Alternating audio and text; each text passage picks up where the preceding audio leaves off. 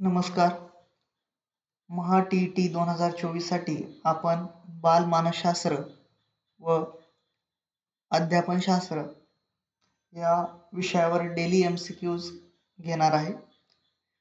ही series पूर्ण पाहण्यासाठी चॅनलला सबस्क्राईब करा. चला तर सुरू करूया आपल्या पहिल्या प्रश्नाला. आजचा आपला पहिला प्रश्न आहे, प्राथमिक स्तरावरील शिक्षण हे मातृभाषेत देणे अधिक चांगले आहे. कारण. तर याचं कारण आपल्याला सांगायचंय की प्राथमिक शिक्षण हे मातृभाषेत का दिले पाहिजे. तर या ठिकाणी पहिला ऑप्शन आहे, मुलांच्या आत्मविश्वासाचा विकास होईल. ऑप्शन क्रमांक 2, अध्ययनामध्ये सहजता निर्माण होईल. ऑप्शन क्रमांक 3, बौद्धिक विकासासाठी मदत होईल. आणि ऑप्शन क्रमांक 4, मुलांना नैसर्गिक वातावरणात शिक्षण घेण्यास मदत करेल. तर मातृभाषेत शिक्षण का द्यायचंय, तर मुलांना त्याच्या स्वतःच्या नैसर्गिक वातावरणात, म्हणजे जो तो पहिली भाषा शिकलाय त्या भाषात त्याला शिक्षण घेण्यास मदत होईल, म्हणून त्याला मातृभाषेत शिक्षण देणे गरजेचे आहे. ऑप्शन क्रमांक 4 हे या ठिकाणी काय असेल, करेक्ट आन्सर असेल. पुढचा प्रश्न बघूया. फलक लेखन करताना वर्गात अधिक महत्त्वपूर्ण बाब कोणती. मग फलक लेखन जर आपण करत असेल, फळ्यावरती जर लिहित असेल, तर मग त्याच्यात महत्त्वाची गोष्ट कोणती आहे. तर या ठिकाणी पहिला ऑप्शन आहे चांगले अक्षर असणे. 2 नंबरचा ऑप्शन आहे मोठ्या अक्षरात लिखाण करणे. 3 नंबरचा ऑप्शन आहे लिखाणातील स्पष्टता. आणि 4 नंबरचा ऑप्शन आहे लहान अक्षरात लिखाण करणे. तर फलक लेखन अधिक महत्त्वपूर्ण का बरं आहे, तर त्या ठिकाणी जर त्याचं अक्षर चांगला असेल तर ते मुलांना सहज आणि लवकर समजेल. त्याच्यामुळे चांगले अक्षर जर असलं तर फलक लेखन करताना ते सर्वात महत्त्वाचं आहे. त्याच्यानंतर पुढचा प्रश्न, तुमच्या वर्गात एक विद्यार्थी उशिरा आला असता तुम्ही काय कराल. आता समजा आपल्या वर्गात एखादा विद्यार्थी उशिरा आला तर मग आपण काय करू, असा हा प्रश्न आहे. तर मग या ठिकाणी काय दिलंय, पहिलं ऑप्शन, त्याच्या पालकांना सूचित करा. चूक आहे, त्याच्या पालकांना सूचित करायचं नाही. खूप वेळेस झालंय तर त्यावेळेस करू शकतो. त्याला शिक्षा कराल तर हे पण चुकीचं आहे. शिक्षा तर आपण देऊ शकत नाही. त्याच्यानंतर पुढचं ऑप्शन आहे, कारण विचारण्याचा प्रयत्न करा. तर हे करेक्ट आन्सर आहे की त्याला आपण काय करू, तर वर्गात उशिरा का आला बाबा, तर याचं कारण विचारू. त्याच्यानंतर 4 नंबरचा ऑप्शन आहे, त्याच्याकडे लक्ष देणार नाही. तर असं तर होणार नाही की शिक्षक आहे आणि तो शिक्षक जर असला तर त्याने लक्ष देणं हे गरजेचं आहे, कारण की प्रायमरी हा विद्यार्थीच असतो आणि विद्यार्थ्याकडेच लक्ष द्यावं लागतं. त्याच्यामुळे याचं करेक्ट आन्सर जे काय आहे तर ते कारण विचारण्याचा प्रयत्न करणार आहे. त्याच्यानंतर पुढचा प्रश्न, शाळेतील विद्यार्थ्यांना कशा प्रकारे अभिप्रेरित करणे योग्य आहे. तर कशा प्रकारे आपण अभिप्रेरित करू शकतो त्यांना, तर निवडलेल्या अध्ययनाद्वारे, प्रासंगिक अध्ययनाद्वारे, या ठिकाणी सखोल आहे सखोल अध्ययनाद्वारे आणि पाठांतराद्वारे अध्ययन. तर विद्यार्थ्यांना सखोल अध्ययन जर आपण करून घेतलं तर त्या ठिकाणी त्याला शिकण्याची गोडी निर्माण होत असते. म्हणून या प्रश्नाचं करेक्ट आन्सर आहे सखोल अध्ययनाद्वारे आपण विद्यार्थ्यांना अभिप्रेरित करू शकतो. त्याच्यानंतर पुढचा प्रश्न, शिक्षणाचा उद्देश टिंबटिंब हा असावा. तर मग शिक्षणाचा उद्देश काय. ऑप्शन 1 काय, मग विद्यार्थ्यांना व्यावसायिक दृष्ट्या कुशल बनवणे.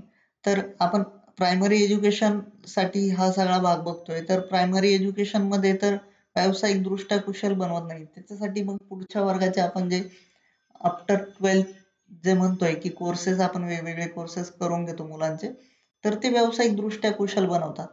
त्याच्यानंतर विद्यार्थ्यांना सामाजिक जागृतीचा विकास करणे. तर सामाजिक जागृतीचा विकास करणे हा काही मेन उद्देश नाही आहे शिक्षणाचा. त्याच्यानंतर विद्यार्थ्यांना परीक्षेसाठी तयार करणे. असंही नाही की फक्त त्याने परीक्षा द्यावं आणि पास होऊन जावं, हा पण शिक्षणाचा उद्देश नाही. तर मग उद्देश काय, व्यावहारिक जीवनासाठी विद्यार्थ्यांना तयार करणे, की जे काही व्यावहारिक जीवन असेल त्याचं, मग त्याच्यात त्याला हिशोब जमला पाहिजेत, वाचन लेखन जमलं पाहिजेत, हा शिक्षणाचा प्रायमरी उद्देश आहे. त्याच्यानंतर पुढचा प्रश्न बघूया. असंच तर ज्यामध्ये मुलं एखाद्या घटना किंवा वस्तूबाबत तार्किकदृष्ट्या विचार करणे सुरू करते त्याला टिंबटिंब म्हणतात. आता ज्या अशी एखादी घटना आहे की ज्या ठिकाणी मुलं लॉजिक लावतात, तर लॉजिक लावून एखादी गोष्ट सॉल्व्ह करण्याचा प्रयत्न करतात, म्हणजे तार्किकदृष्ट्या विचार करायला त्या ठिकाणी ती घटना त्यांना भाग पाडते. तर मग त्या घटनेला किंवा त्या स्थितीला आपण काय म्हणत असतो? तर संवेदनकारक अवस्था असते का ती? तर नाही. कारण की त्या ठिकाणी ती संवेदनशील गोष्ट नाही, तर त्या ठिकाणी तो काय करतोय? लॉजिक लावतोय. त्याच्यानंतर औपचारिक क्रियात्मक अवस्था आहे का? तर नाही. त्याच्यानंतर पूर्व क्रियात्मक अवस्था आहे का? नाही. तर ती अवस्था कशी आहे? तर मूर्त क्रियात्मक अवस्था. तो विचार करून ती गोष्ट करण्याचा प्रयत्न करतोय. म्हणजे त्या ठिकाणी कोणती अवस्था येणार आहे? मूर्त क्रियात्मक अवस्था, की ज्यावेळेस तो लॉजिक लावून विचार करायला सुरुवात करेल त्यावेळेस.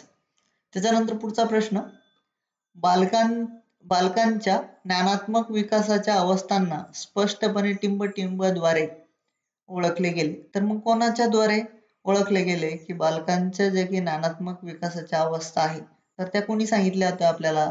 ऑप्शन मध्ये काय? कोलबर्ग, एरिक्सन, स्किनर आणि पियाजे.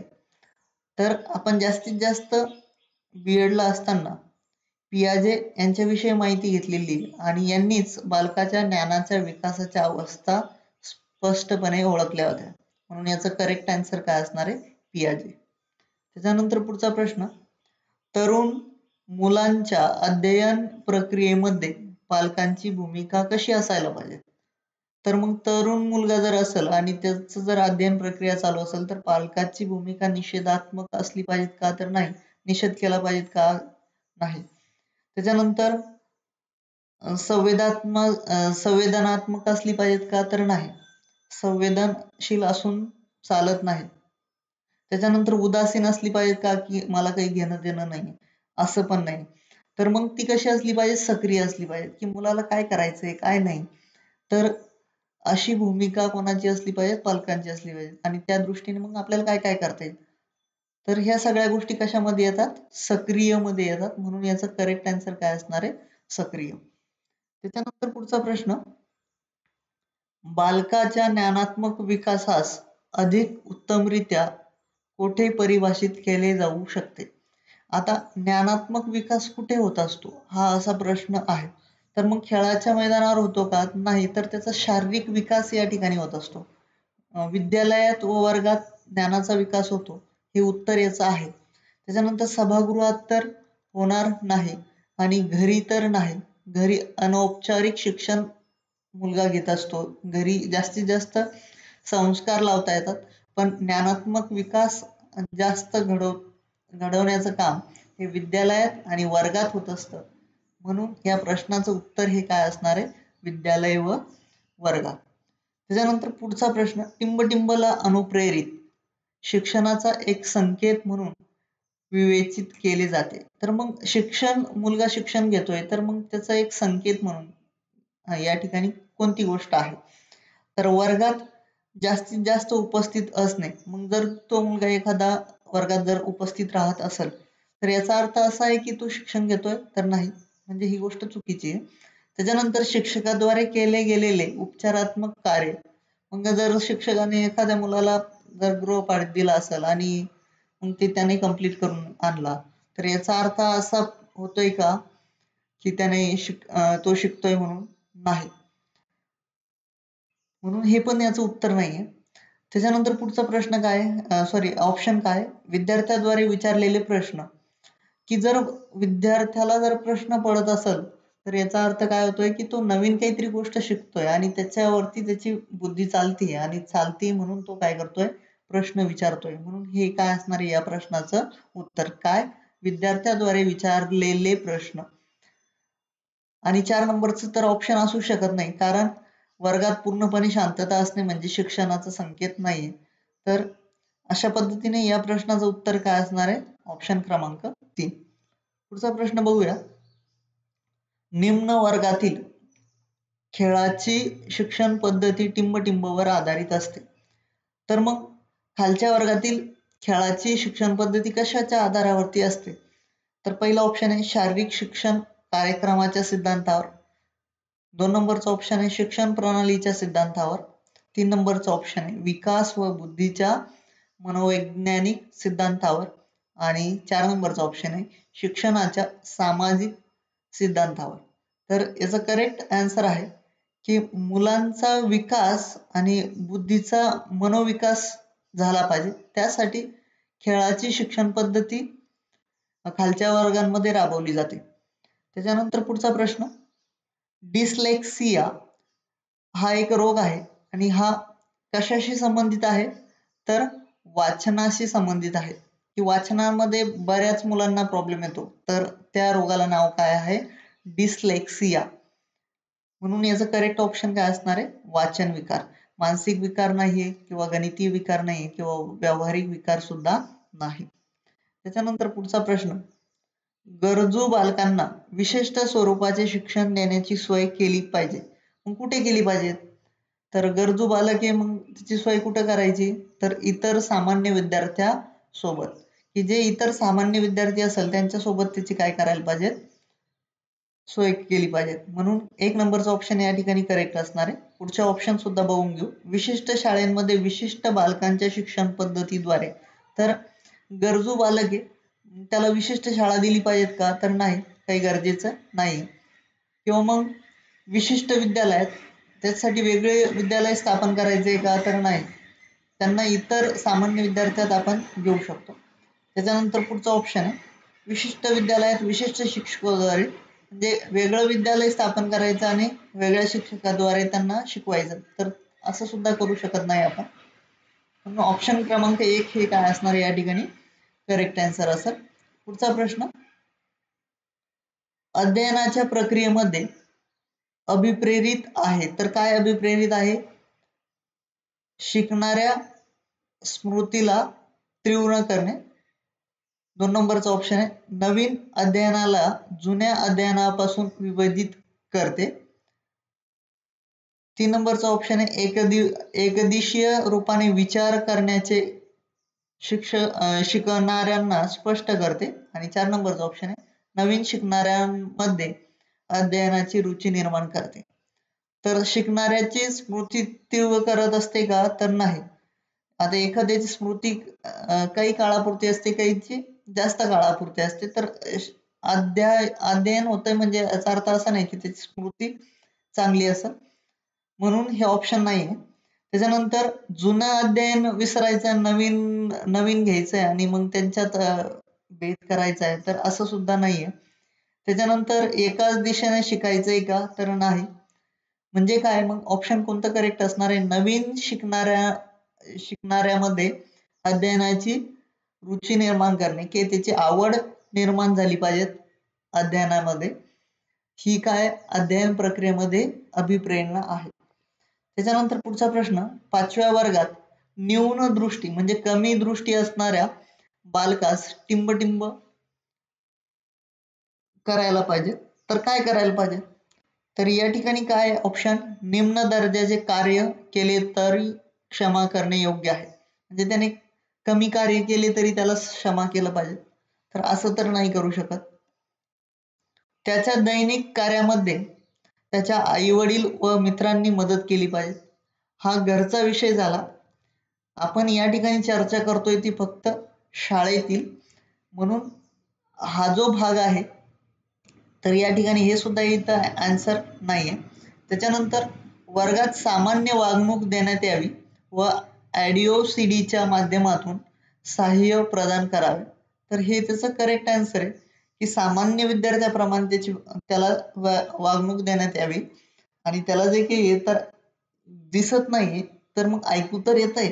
ऐकू येतंय तर याचा अर्थ काय की त्याला ॲडिओ-सीडीच्या माध्यमातून वेगवेगळ्या गोष्टी शिकवण्याचा प्रयत्न करावा. 4 नंबरचा ऑप्शन काय? वर्गात विशिष्ट वागणूक द्यावी. तर वेगळी वागणूक द्यावी का? नाही. म्हणून हे ऑप्शन सुद्धा चुकीचं आहे. त्याच्यानंतर पुढचा प्रश्न.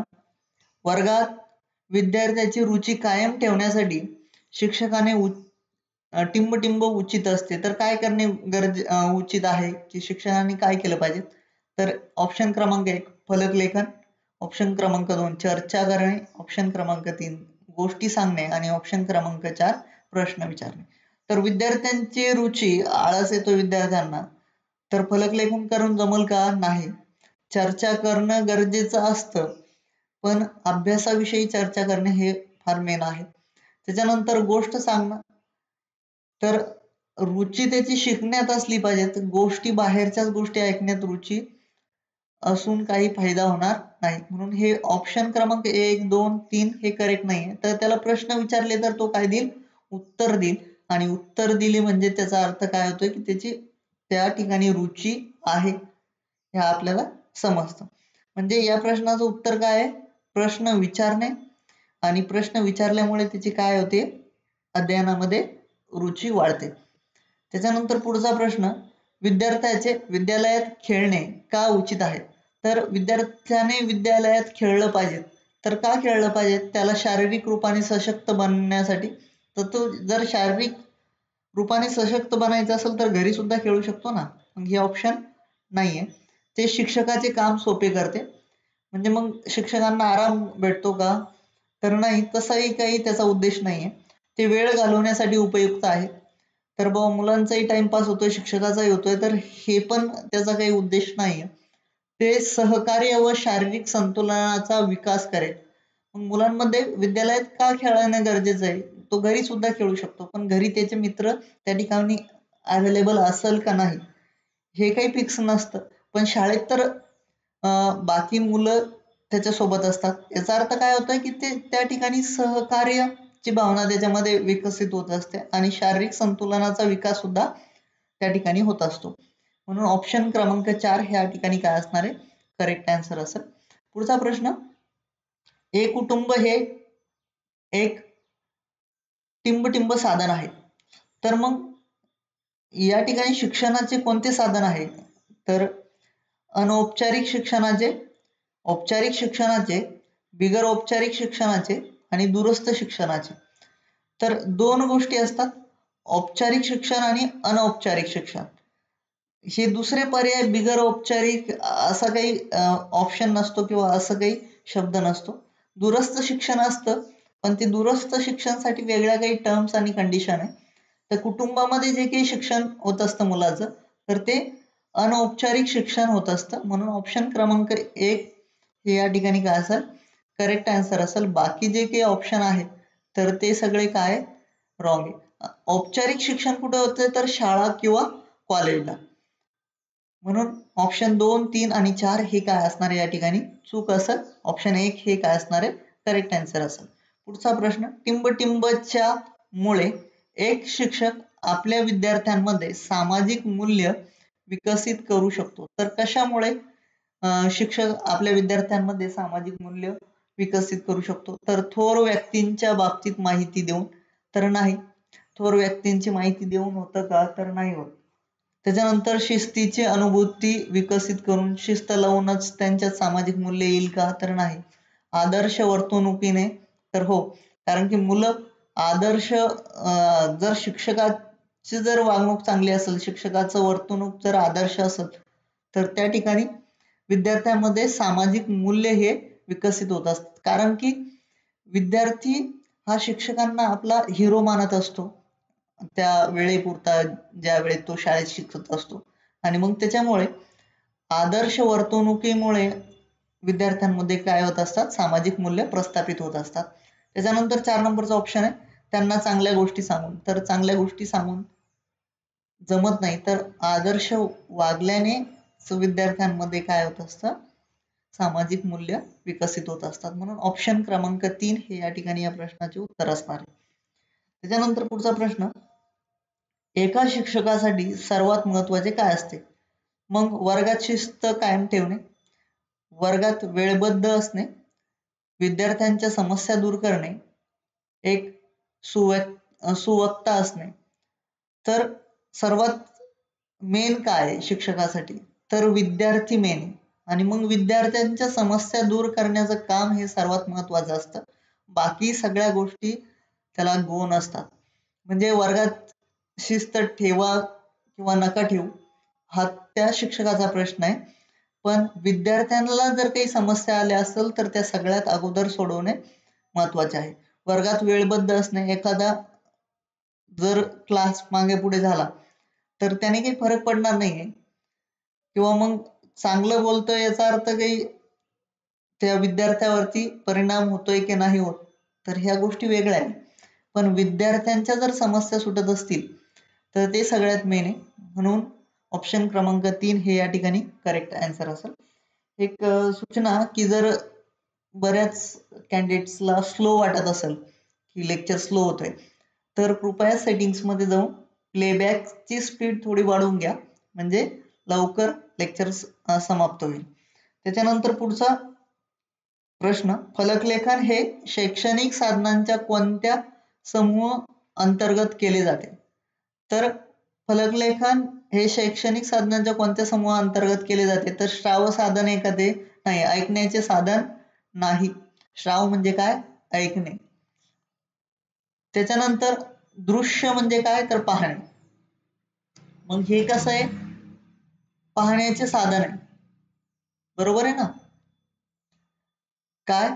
तर फलकलेखन. म्हणून ऑप्शन क्रमांक 2 हे या ठिकाणी काय असेल? करेक्ट आन्सर असेल.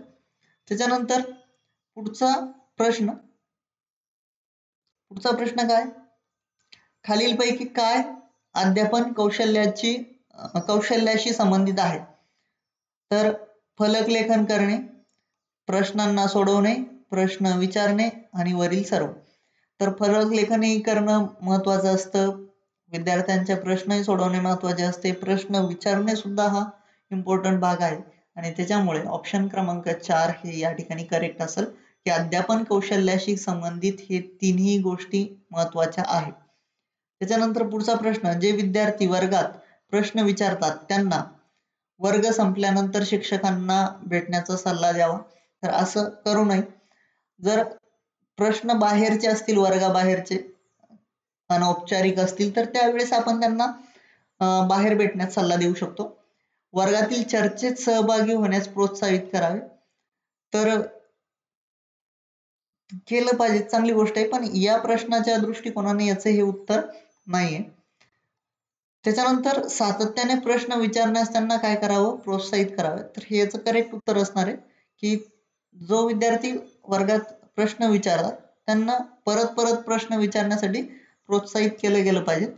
आणि 4 नंबरचा ऑप्शन आहे, स्वतंत्रपणे उत्तरे शोधण्यास प्रोत्साहित करावे. तर उत्तरे शोधतील की नाही शोधत हा पुढचा विषय, पण त्या अगोदर त्याने प्रश्न विचारला पाहिजे आणि प्रश्न विचारण्यासाठीच त्याला काय केलं पाहिजे? प्रोत्साहित केलं पाहिजे. म्हणून ऑप्शन क्रमांक 4 सुद्धा या ठिकाणी रॉंग असणार आहे. त्याच्यानंतर किंडर गार्टेन या शिक्षण प्रणालीचे प्रतिपादन टिंबटिंबने केले. तर मग आपल्याला ऑप्शन आहे टीपी ननन, स्पेन्सर, फ्रोबेल आणि मॉन्टेसरी. तर याचं करेक्ट आन्सर आहे की किंडर गार्टेन या शिक्षण प्रणालीचे प्रतिपादन कोणी केले होते? तर फ्रोबेल यांनी केले होते. इम्पॉर्टंट क्वेश्चन आहे, लक्षात ठेवा.